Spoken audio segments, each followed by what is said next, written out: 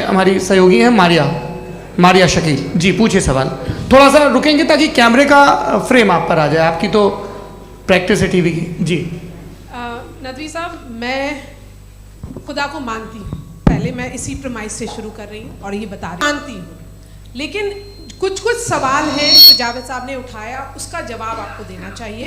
पहला सवाल ये कि गज़ा में सालों से छोटे बच्चे मर रहे हैं, वो उनको अगर खुदा मर्सीफुल है, हम मानते हैं कि अल्लाह ताला में बहुत ताकत है, तो वो बच्चे क्यों मर रहे हैं। दूसरी बात ये कि अगर कंटिजेंसी की जो आप बात करते हैं, पूरे मुस्लिम ममालिक मिल करके भी उन गज़ा के बच्चों को क्यों नहीं बचा पा रहे हैं, क्योंकि अगर वो चाहते, क्योंकि अल्लाह ताला उन पर हुकूमत करते हैं, सब पर हुकूमत करते हैं, तो वो उनको क्यों नहीं बचा जी। Thank you very much. बहुत अच्छा किया आपने इस चीज़ को जिक्र कर दिया, मैं इसको और अच्छे से एक्सप्लेन करने की कोशिश करता हूँ। देखें, जहाँ तक आपने कहा कि गज़ा के बच्चों को मारा जा रहा है, देखिए दो वर्ल्ड व्यू है, एक एथीस्टिक वर्ल्ड व्यू, एक थीस्टिक वर्ल्ड व्यू है। बच्चे मर रहे हैं दोनों वर्ल्ड व्यू में, लेकिन हमारा वर्ल्ड व्यू कह रहा है कि रिकॉम्पेंस है, ये कह रहे हैं कि उनका मरना बेकार जाने वाला है, कोई उसका रिकॉम्पेंस नहीं है, चूंकि इनके यहाँ आखिरत और अल्लाह का कोई तसव्वुर या गॉड का कोई तसव्वुर नहीं है। आपने ये सवाल किया कि गॉड मर्सीफुल है, क्यों नहीं रोकता, ये मैंने बताया कि ये मिसकंसेप्शन है लोगों के दरमियान कि गॉड को सिर्फ मर्सीफुल और ओमनीपोटेंट समझते हैं। गॉड के सिर्फ यही दो एट्रीब्यूट्स नहीं है, गॉड के कई सारे एट्रीब्यूट्स हैं, उनमें से अल हकीम भी है, उनमें से ऑल वाइज भी है, ऑल नोइंग भी है। लिहाजा अगर इस दुनिया में किसी को तकलीफ आ रही है और गॉड उसको नहीं रोक रहा है, वो इसलिए नहीं रोक रहा है चूंकि इंसानों को फ्री विल दिया गया है। ठीक इसी तरीके से अगर एक डॉक्टर किसी छोटे बच्चे को इंजेक्शन लगा रहा है, उसे तकलीफ पहुंच रही है, उसके लिमिटेड पर्सपेक्टिव के एतबार से यह गलत हो रहा है और डॉक्टर बुरा है। लेकिन जब आप ब्रॉडर पिक्चर को देखेंगी, आपके और हमारे पास सिर्फ एक पिक्सल है, हमें इतना नजर आ रहा है कि गज़ा में कत्ल हो रहा है, लेकिन इसके पीछे कितना रिकॉम्पेंस उनको मिलने वाला है, पूरा पिक्चर गॉड के पास है। तो एक पिक्सल से आप पूरे पिक्चर को कभी भी जज नहीं कर सकती। आप इसमें कुछ जोड़ना चाहेंगे? आपको कुछ बोलना है इसमें? भैया आपने बहुत अच्छा जस्टिफिकेशन दिया, या आप वो जो वहाँ के प्राइम मिनिस्टर इजराइल के उन्हें भेजिए, वो बहुत खुश होंगे। आप जस्टिफिकेशन दे देना कि अगर गॉड नहीं है तो बच्चे क्यों मर रहे हैं, आप बताएं। वो ये सवाल पूछ रहे हैं कि अगर आप ईश्वर का अस्तित्व नहीं मानते हैं तो उन बच्चों की मौत को आप कैसे इंटरप्रेट करते हैं? भाई ये दुनिया जो है, जो ताकतवर लोग होते हैं वो एक नाइंसाफ़ी करते हैं। तो ये अच्छा काम है, आपके नजदीक तो नेचर नाइंसाफ़ी पे मबनी है। अरे मेरे भाई, आप नेचर की कहाँ बात कर रहे हैं, तो इंसान की बात। तो फिर जब मैं इंसान की बात कर रहा था, आप नेचर की बात करने लगे। क्रॉस एग्जामिनेशन नहीं, हाँ अब आप मुझे बोलने नहीं देंगे तो अलग बात है, आप बोलिए, मुझे कोई चीज़ नहीं जी नहीं, ये क्रॉस एग्जामिनेशन मुझे बोल तो लेने दीजिए जी। बोलिए। क्या बात ये है कि ह्यूमन सोसाइटी तभी साथ में रह सकती है जब वो मोहब्बत से, एकता से, एक दूसरे के एहतराम करके रहे। इसके अलावा पॉसिबल नहीं है, अकेले तो इंसान रह नहीं सकता। वहाँ पर कुछ लोग हैं जो फाउल करते हैं, वो फाउल हमेशा से तारीख में होता आया है। आज ये हो रहा है, जो हो रहा है बहुत बुरा हो रहा है, बहुत जालिमाना है, बहुत जाबराना है। उसको आप कहें कि ये बच्चों को कॉम्पनसेशन मिल जाएगा या इसकी इंजेक्शन है, इंजेक्शन तो हेल्थ के लिए दिया जाता है। आप ये कह रहे हैं कि ये बच्चों की जो धज्जियाँ उड़ रही हैं ये इंजेक्शन है, ये टेस्ट है और उस टेस्ट में उनको ऐसा रिकॉम्पेंस मिलेगा जो आपके तसव्वुर के बाहर है। ये आप 3 बरस के बच्चे को बारूद से उड़ा के टेस्ट ले रहे हैं, वाह। वो नहीं ले रहा है, खुदा नहीं उड़ा रहा है, इजराइल उड़ा रहा है जी। ये तो उसको अगला सवाल लेते हैं प्रोफेसर पुरुषोत्तम अग्रवाल। मुफ्ती साहब, एक निवेदन आपसे है कि कम से कम थोड़ा सा माइक क्लोज, एक रिलीजियस और फिलॉसफिकल कर मैं प्लीज। एक रिलीजियस और फिलोसॉफिकल ट्रेडिशन है जो ब्रह्मांड को यानी यूनिवर्स को ही अंतिम मानती है। सर्वम खलु इदम ब्रह्मम, this is Chandogya Upanishad and it completely rules out the existence और नेसेसिटी, आपके शब्दों में necessity of a creator. The creation itself is the creator. तो एक मिनट प्लीज। दूसरा जो सवाल आपने अभी, जो आप बार बार कह रहे हैं कि भगवान विद्वान भी है, वाइज, सब जानने वाला, तो अगर विजडम में दुनिया भर के पापों और अत्याचारों को बर्दाश्त करना शामिल है, तो फिर इसका मतलब ये हुआ कि अगर मैं फ्री विल से उसको अपोज करता हूं तो ईश्वर की विजडम और मेरी फ्री विल में कॉन्ट्राडिक्शन है। Because when I am opposing whatever is happening in Gaza, then I am opposing the God's will और गॉड्स विजडम। जवाब लेते हैं क्योंकि तो गॉड की विजडम, एक मिनट सर प्लीज सर, ये एक जुमला, गॉड की विजडम है कि गाजा में जो कुछ हो रहा है वो हो रहा है, मैं उसका अपोज कर रहा हूं, तो मैं गॉड की विजडम के खिलाफ जा रहा हूं। एक सवाल। दूसरा ये नहीं आपने दो ऑलरेडी। सर आप और सवाल कर लें, लेकिन मुझे दो जवाब दे। पहले आपने ये सर, कहा, सुनिए मेरी बात सुनिए। भाई इजराइल के गॉड के मुताबिक तुम्हारा ठीक हो रहा है ना? नहीं हो रहा है, ठीक नहीं हो रहा है। मैं बता रहा हूँ क्या हो रहा है, आप तशरीफ रखिए, मैं बता रहा हूँ क्या हो रहा है। Let me complete please. एक सेकंड गाइस, एक सेकंड। ये देखिए, ऐसा है कि ये सब बड़ा आपस में विचार विमर्श के बाद ये तय हुआ था कि कुछ नियम बना लिए जाएं ताकि एक टाइम बाउंड बातचीत चले। और भाई साहब, आप बड़ा ज़रूरी काम कर रहे हैं, लेकिन कैमरे के फ्रेम में आके उस काम को गड़बड़ कर दे रहे हैं। ठीक है गुरु, अब मेरे को कहीं का गुस्सा कहीं निकालना था, सॉरी। नहीं, कोई गुस्सा नहीं है जी। तो प्रोफेसर ने सवाल पूछे, आप उनके जवाब दें, और थोड़ा ये सब लोग थोड़ा ख्याल रखें भाई, सवाल संक्षिप्त रखें जी। आपने दो सवाल किए। सबसे पहला ये कहा कि हमारे पास ये कॉन्सेप्ट है कि ये यूनिवर्स खुद नेसेसरी बीइंग है, creation itself is the creator. How irrational is this कि मैं एग्जिस्ट करूंगा बाद में, लेकिन अभी एग्जिस्ट कर भी रहा हूं, यानी एक ही टाइम में एग्जिस्ट भी कर रहे हैं, नहीं भी कर रहे हैं। This is not true. दूसरी चीज, आपने कहा कि अगर इजराइल में, सॉरी माफ कीजिएगा, Israel doesn't exist, occupied Palestine में अगर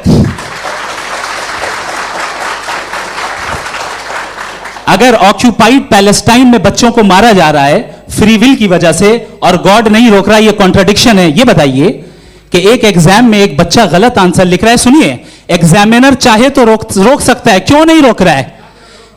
ये कॉन्ट्रडिक्शन है, ये कॉन्ट्रडिक्शन नहीं है। माइक नहीं सर, ये आपस में जी, ये क्या आपका सवाल? माइक दीजिए। फ्री विल दिया गया है टेस्ट के लिए, अकाउंटेबिलिटी के लिए। अगर फ्री विल नहीं होता तो आप कहते हैं हमें रोबोट बना दिया गया। नॉट मिसरिप्रेजेंट माय पोजीशन, आपकी जो भी पोजीशन, मैं अपनी फ्री विल के नाते, अपने ह्यूमन विजडम के नाते गाजा में हो रही अत्याचार का विरोध करता हूं। बिल्कुल करना चाहिए। आपके हिसाब से मैं गॉड की विजडम का विरोध कर रहा हूं? बिल्कुल नहीं, जो हो रहा है गॉड की, बिल्कुल भी नहीं, बिल्कुल भी नहीं। उसका वहां पर गाजा में कत्ल होना ये इंसानों के गलत इस्तेमाल का नतीजा है, फ्री विल के इस्तेमाल का नतीजा है। गॉड इसका हुक्म नहीं देता, उससे रोकता है। यही तो मसला है ना, आपके लिए कॉन्सेप्ट क्लियर है? नहीं भाई, आपने तो बताया था इंजेक्शन लगाने से बच्चे को तकलीफ होती है, ये इंजेक्शन लगा। सर आप ऐसे रेटोरिक स्टेटमेंट दें तब तो कोई मसला नहीं, समझते रहेंगे। This is a rhetoric statement, this is not a logical argument sir. I am sorry, I am sorry. आखिरी 30 मिनट बड़े मुश्किल होने वाले हैं जी। मुफ्ती साहब आगे बैठे हैं, इनको माइक दीजिए। हाँ तरुण, माइक आप अपने पास रखिए, आपको कैमरे का फ्रेम पता है जी। सबसे पहले दोनों को मुबारकबाद। एक सर अपना आप नाम बता दें। आप अमेरिका में शिकागो में रहते हैं, इतना मुझे याद है। बताया आपको, यासिर नदीम अलवाजदी मेरा नाम है। जावेद सर, आपसे क्वेश्चन है इन्फिनिट रिग्रेस के ताल्लुक से। एक हाइपोथेटिकल सिनेरियो है, मसलन अगर आप सर माइक थोड़ा सा प्लीज क्लोज रखिए जी। अगर आप शायर इसलिए हैं कि आपके कोई उस्ताद शायर थे, और वो इसलिए शायर थे कि उनके कोई उस्ताद शायर थे, और इसी तरीके से हम माजी में पीछे चलते चलते चले जाएं और कहीं ना रुके, तो माफ कीजिएगा आप कभी शायर नहीं हो सकते। लेकिन आप शायर हैं, आपका शायर एग्जिस्ट करता है, इसका मतलब ये है कि आप कहीं ना कहीं रुके हैं। तो मेरा सवाल ये है कि क्या आप इन्फिनिट रिग्रेस ऑफ कॉजेस को लॉजिकल फैलेसी मानते हैं या नहीं मानते? हाँ या ना? मैं इन्हें लॉजिकल फैलेसी नहीं मानता हूँ, लेकिन मेरा प्रॉब्लम यह है कि जब मैं नहीं मानता हूँ तो I will continue with this logic जो फैलेसी नहीं हो। आप एक जगह रुक जाते हैं जाके, आप कहते हैं ये गेंद कैसे बनी, ये जजीरा कैसे बना, ये समंदर कैसे बना, ये ज़मीन कैसे बनी, और अचानक गॉड पे जाके आपको ब्रेक लग जाता है। एक बार आप सवाल नहीं करते कि भाई इनको बनाने वाला तो इनसे भी कॉम्प्लिकेटेड होगा, वो कैसे बना, उसके बारे में आपने इत्मीनान कर लिया, वो हमेशा से है। तो अगर आप उसे हमेशा से मानते हैं तो फिर ये मान लीजिए कि कायनात हमेशा से है, क्या तकलीफ? फिर हम वजूद में नहीं आते जी है? हम मौजूद नहीं। अच्छा सर क्यों नहीं हो सकते? मैं बताऊंगा, प्लीज प्लीज। जैसे मैंने मिसाल दी आपके शेर की, आपका शेर कभी वजूद में ना आता अगर शायर इसी तरह चलते रहते हमेशा जी। माइक मेरे ख्याल से एक सेकंड, इन्फिनिट रिग्रेस का कॉन्सेप्ट क्लियर नहीं हो पाया, ऐसे रहने दें, लेट्स मूव ऑन सर। ठीक है। हाँ थोड़ा सा मॉडरेटर का भी ख्याल रखें। नहीं आपने तो रखा है, आपने रखा है। यहाँ पे गौहर रजा साहब हैं, वो भी एक सवाल पूछना चाहते हैं। माइक यार नीचे से ऑन कर दिए नीचे। पहले तो ये कह दूं कि मैं उन बच्चों से शर्मिंदा हूं जिनको गज़ा में कत्ल किया गया, क्योंकि हमारे होते हुए कत्ल किया गया। लेकिन उससे ज़्यादा शर्मिंदगी इस बात से हुई कि मुझे लगा कि मुफ्ती साहब उसको जस्टिफाई कर रहे हैं। बिल्कुल भी नहीं, आप बहुत ही गलत मुझे बात लगा कह- मैं गलत हो सकता हूं। बिल्कुल गलत मैं है। सवाल पूछ रहा हूं। सवाल मैं देखिए, सवाल अगर पूछ रहा हूं। एक मैं सेकंड, जावेद भाई गौर से साहब, एक डिसएग्री सेकंड, गौर करता साहब, हूं। एक सेकंड देखिए, अगर देखिए ऐसा एक सेकंड आप सर वेट, अरे आप कुछ मेरे पहले मुझे अपनी बात क्या लेने दीजिए। अगर ऑडियंस तय करेगी तो फिर मॉडरेटर का मतलब नहीं। मेरा आप सबसे ये कहना है, ये बहस दो लोगों के बीच में है, एक तरफ मुफ्ती साहब, एक तरफ जावेद साहब। पिछले 1.5 घंटे से ये लोग अपने अपने तर्क रख रहे हैं। आपकी इनसे इत्तेफाकी हो सकती है, ना इत्तेफाकी हो सकती है। मेरे उस्ताद मुझे सिखा गए हैं कि मुखामुखम में असहमति की गुंजाइश बची रहनी चाहिए। अगर मैं आपकी बहुत इज्जत करता हूं गौहर साहब, आपने जो कमाल की किताबें लिखी, साइंटिफिक टेम्परामेंट, लेकिन मेरी ये गुजारिश है आप सबसे कि यदि आप इन लोगों ने जो बोला उन पर टिप्पणियां करेंगे तो ना वक्त की पाबंदी रहेगी, ना वो अनुशासन। आप सवाल पूछ लें, उस सवाल में जो बात आ जाए वो आ जाए। मैं जावेद साहब से डिसएग्री करता हूं, इसलिए जावेद साहब से सवाल पूछ रहा हूं। आपका सवाल जावेद अख्तर साहब से। और सवाल ये है मेरा कि जावेद साहब ने कई बार लॉजिक का इस्तेमाल किया कि साइंस में लॉजिक है और रिलीजन में लॉजिक नहीं है। मेरा ख्याल ये है कि रिलीजन में भी लॉजिक है, लेकिन उस लॉजिक की बेसिस ये है कि आप रुक जाते हैं, जिसका जिक्र जावेद साहब ने बार बार किया, यानी खुदा के तसव्वुर पे आते हुए, गॉड के तसव्वुर पे आते हुए रुक जाते हैं। और इसमें सवाल पूछना मतलब फॉरबिडन होता है। सवाल ये है कि क्या जावेद साहब इससे एग्री करते हैं कि साइंस की लॉजिक अलग है और रिलीजन की लॉजिक अलग है? बताइए सर।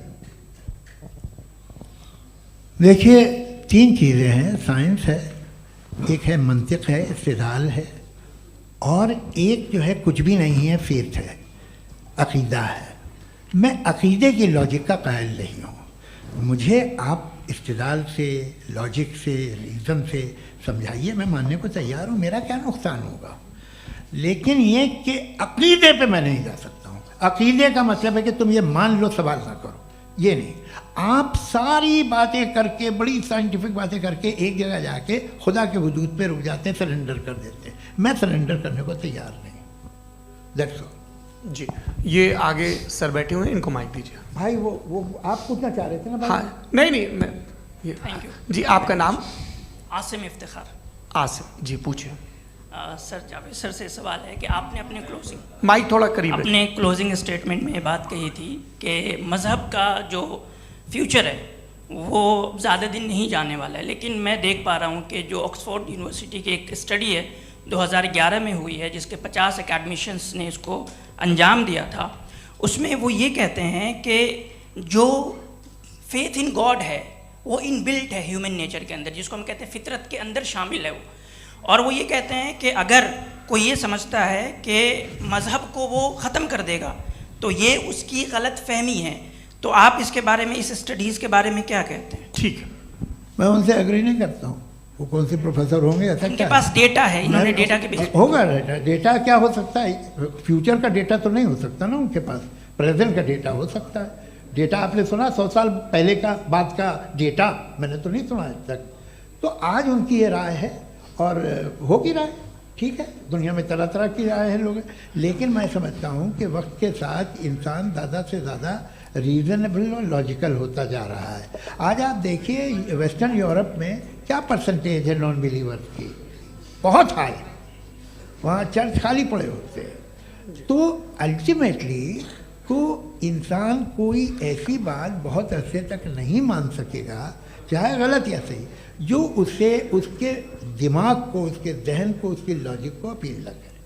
वो कह रहे हैं तो ऑक्सफोर्ड के होंगे तो कैम्ब्रिज के होंगे, तो मुझे क्या लेना देना। उनका डेटा मुस्तकबिल का नहीं हो सकता है। जी। दीपक, हाँ पूछिए। मैं आऊँगा अभी, पीछे की साइड भी आऊँगा, माइक वहीं भेजूंगा 2-3 सवाल के लिए। जी जावेद साहब, आपसे सवाल है। नमस्ते। अरे भाई सर इनसे अगर भी आप ही पूछिए। लोग को तय करना है तो फिर 200 लोग तय कर लें। ये एक साहब पूछ नहीं रहे सर, हैं। Please don't do this sir. Sir everybody has a right sir, but we can only take Okay. Selected questions.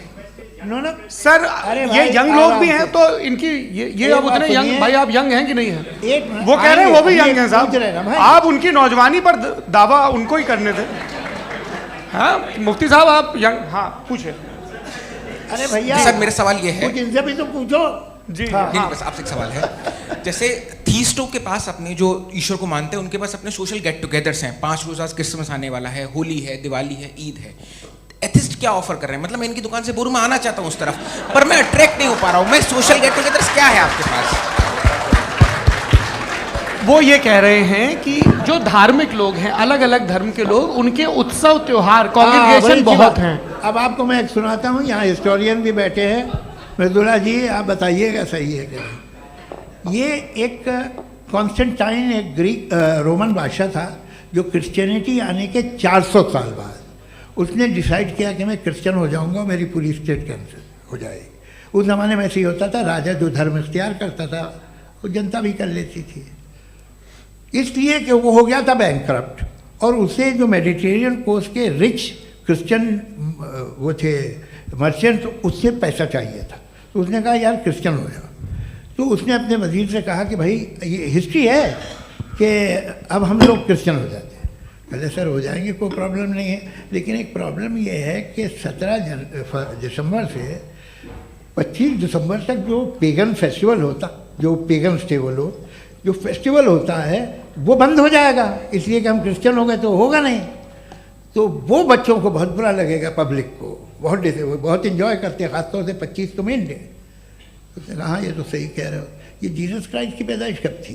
कहते साहब वो अप्रैल में थी। नहीं कट करो, वो 25 दिसंबर को है। यह हकीकत है जी। और 400 साल बाद क्रिश्चियनिटी के अप्रैल से दिसंबर ले आए, और इसलिए कि यहाँ पेगन फेस्टिवल होता था। अब मनाते हैं आप आराम से। ये जो सारे फेस्टिवल हैं ये रिलीजन से, हर एक को एक इंटरटेनमेंट डिपार्टमेंट चाहिए होता है अपनी कंपनी चलाने के लिए। तो ये रिलीजन ने, ये सेकुलर त्यौहार थे जिन्हें रिलीजन्स ने ले लिया है। ये मौसम के थे, फसलों के थे, किसानों के थे, उसको आपने लेकर रिलीजियस रंग दे दिया। ये कोई रिलीजन से थोड़ी आए आप। अच्छा हमें देखिए, हम तो मुल्द हैं, हम ईद मनाते हैं, हम दिवाली मनाते हैं, हम होली मनाते हैं, हम क्रिसमस मनाते हैं। बम्बई की फिल्म इंडस्ट्री की सबसे बड़ी होली हमारे घर में होती है, सबसे बड़ी ईद हमारे घर में होती है। वो हमारे सोशल वो है, हमारा हेरिटेज है। ऐसा थोड़ी है कि we will throw the baby along with the water. ये तो अच्छी चीज़ है, इन्हें रखो, जो बेकार है फेंक दो। जी हाँ हेलो जी, मेरा सवाल नादवी जी से है। जैसा कि आपने बोला कि गॉड टाइम के भी परे हैं, और गॉड इतनी कॉम्प्लेक्स चीज़ है कि उसे ह्यूमन माइंड समझ नहीं सकता, और गॉड ने अर्थ पे फ्री विल भी दे दी है। तो आप अपना वक्त ज़ाया क्यों कर रहे हैं गॉड के बारे में बात करके? अपन को तो बात करनी चाहिए कि सोसाइटी को बेहतर कैसे करें। जी, मैं गॉड वही बताता है सोसाइटी को कैसे बेहतर करे। अभी मैं आपका जवाब देता हूँ। आपने कहा कि टाइम पे वो एग्जिस्ट नहीं करता, सो नहीं, मेरा सवाल ये है कि जैसा आपने बोला कि गॉड बहुत ही कॉम्प्लेक्स चीज है। मैंने और कहा ही नहीं कि कॉम्प्लेक्स है, तो आपके अल्फाज हैं। कॉम्प्लेक्स का लफ्ज गॉड के लिए सुइटेबल नहीं है। क्यों? क्योंकि कॉम्प्लेक्स वो चीजें होती हैं जो ऑब्जेक्ट हो। God is not an object जिसको आप इंस्ट्रूमेंट के जरिए लेबोरेटरी में जाके टेस्ट करें, oh it's very complex. No, वो कोई कार का इंजन नहीं है। मेरा वो सवाल फिलोसॉफिकली नेसेसरी बीइंग ऐसी बीइंग है जो सिंपल बीइंग है। हाँ, आप उसको मुकम्मल तौर पे उसकी तमाम हिकमतों को जान ले और हर चीज को जान ले, ये पॉसिबल नहीं है, क्योंकि वो ऑल वाइज है, आप ऑल वाइज नहीं है, और वो खुदा है, वो आपको सारी चीजें बता दे, ये जरूरी नहीं। मेरा सवाल ये नहीं था। मेरा सवाल ये था कि जब गॉड इतना परे है इस दुनिया से कि उसने अर्थ पे फ्री विल भी दी है, हम सब ह्यूमंस की फ्री विल है, और जो सोसाइटी में हो रहा है वो अपन लोग डिसाइड करेंगे। तो अपन लोग डिसाइड नहीं करेंगे ना, अपन लोग डिसाइड नहीं करेंगे। गॉड जो है, गॉड ने वो उसकी जात, उसकी एग्जिस्टेंस टाइम एंड स्पेस से परे है, लेकिन वो हमारा टेस्ट ले रहा है, और उसी गॉड ने हमें बताया कि तुम्हें क्या करना है क्या नहीं करना है। तो जाहिर है उस गॉड की बात सुनेंगे ना हम। जी, वो पीछे एक चश्मा लगाए जो मैम खड़ी हैं, उनको दीजिए। हाँ आप जी जी बिल्कुल आएंगे। देखिए मैं कोशिश कर रहा हूँ सब तरफ जाने की। हाँ उनको दीजिए माइक जी। हेलो सर, मैं ओमनी प्रेजेंट नहीं हूँ, टाइम पाबंद हूँ और जहाँ तक कोशिश कर सकता हूँ करूँगा जी। अपना नाम बताइए। मेरा नाम उर्सुला है, मैं दिल्ली यूनिवर्सिटी की एक स्टूडेंट हूँ और मैं स्टूडेंट फेडरेशन ऑफ इंडिया से हूँ।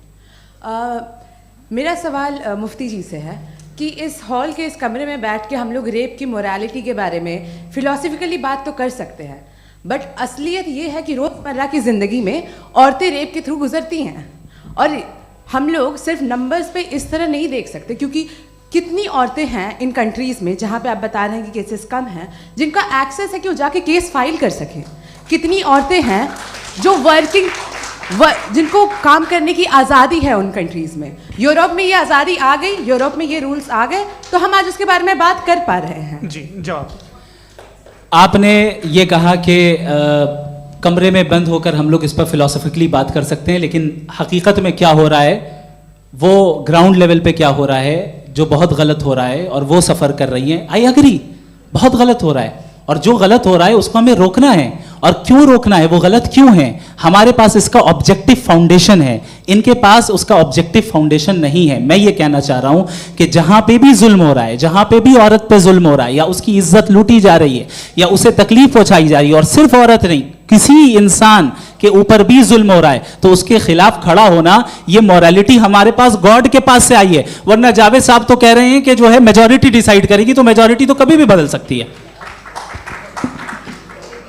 क्या आप हाँ। ये थोड़ी सी आपको गलतफहमी है। मैं अगर मेरे जुमले से ये मदनात निकला या मैंने कहा तो ये जुमला मैं वापस लेता हूँ। ये मेरा मतलब ही नहीं था कि मेजॉरिटी डिसाइड करेगी। मेजॉरिटी डिसाइड करे तो दुनिया में बड़ी वैसे आपने कहा था ये जुमला। अच्छा हो सकता है, मैं मान रहा हूँ, बाद में रिकैप कर लेंगे। अरे एक सेकंड मैं अपनी एक्सप्लेनेशन दे रहा हूँ। मुनासिब बात यह है कि हम सब के सब दिल में जानते हैं कि क्या अच्छा है क्या बुरा है, हमें पता है अच्छी तरह से। जो लोग बुरे काम करते हैं उन्हें भी मालूम अच्छा क्या है। यही तो सवाल था हजरत कि फिर ये मोरालिटी आई कहाँ से? Cross examination. हाँ जी हाँ। मोरालिटी साथ रहने की डिजायर से आई है। यानी साथ रहकर जो कुछ कह दे, जो कुछ कर दे, वो हो जाएगा? नहीं नहीं, तो आप कायदे से रह ही कर सकते हैं जब तक लोगों में मोरालिटी हो, वरना क्यास हो जाएगा। ये आपको कैसे पता? जी हमने देखा ना, जहाँ मोरालिटी का क्यास हो गया, हम देखते हैं। कहाँ पे देखते भाई? तो दुनिया में आप जो कह रहे हैं, आप कहीं पे अगर गलत हो रहा है इस बहस तो के उसको बाद में आप देखिए, आप एपिस्टेमोलॉजी की बात कर रहे हैं, मैं ऑन्टोलॉजी की बात कर रहा हूं। मैं इस बहस के बाद आप दोनों लोगों को चाय पे होस्ट करूंगा, वहां पे क्रॉस एग्जामिनेशन कर लीजिएगा। अभी ऑडियंस का हक मार रहे हैं आप लोग भाई, सर जस्ट लोग हैं आप लोग। और ये भाई ये हाँ उधर आएंगे, उधर जी सर आएंगे। अच्छा सर मेरा नाम लईकुर रहमान है और मैं अलीगढ़ मुस्लिम यूनिवर्सिटी का स्टूडेंट हूँ।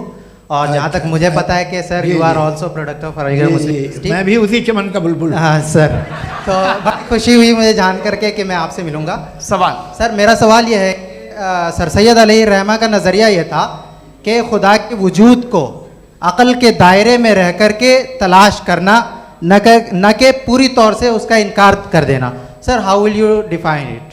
नहीं तो ये तो आप इन्हें बताइए। ये सवाल आपसे के खुदा का वजूद साबित कर रहे हैं। तो सर आपने इनकार कर रखा है, इस वजह से मेरा क्वेश्चन उन्होंने यही एक सेकंड सर सैयद ने यही कहा ना कि अक्ल से आप खुदा के वजूद को साबित नहीं कर सकते, यही कहा ना भाई। वो उन्होंने कहा कर सकते हैं और वो कर दिया गया आज। वो फोन दो। तलाश करना या साबित करना अक्ल से नहीं हो सकता। अरे सवाल तो सुन लीजिए जी। अक्ल से नहीं हो सकता है, यही कहा ना आपने। अक्ल से हो सकता है, अरे वो यही कह रहे हैं भाई, आप बता रहे हो सकता है, वो तो कुछ और। आप अगर सर देखो नौजवान फोन ले लो, वो इतनी कमाल की यूनिवर्सिटी है। अरे भाई दे दो जरा, एक मिनट दे दो भाई, मेरी बात सुनो, माइक पे बोलो ताकि जो लाखों लोग देख रहे हैं। माइक दे दो ना। अरे देंगे ना माइक, तुम ठहरो तो। हाँ सर, मेरा सवाल ये था कि सर सैयद अलैहिर्रहमा का एक नज़रिया था अपना कि खुदा का जो वजूद है उसको अक़ल के दायरे में रह करके तलाश करना है, न कि पूरे तौर से इनकार कर देना है। ये उनका कॉन्सेप्ट था। लेकिन मेरा सवाल ये है कि आप इसको कैसे डिफाइन करते हैं, एक्सप्लेन कैसे करेंगे? मैं आपसे जानना चाहता हूँ, क्योंकि you are the product of Aligarh Muslim University. मुझे अक़ल के दायरे में रख के मैंने बहुत तलाश की, मुझे मिला नहीं। हाँ ये इधर वो चश्मा लगाए जो, हाँ उनको दे दीजिए।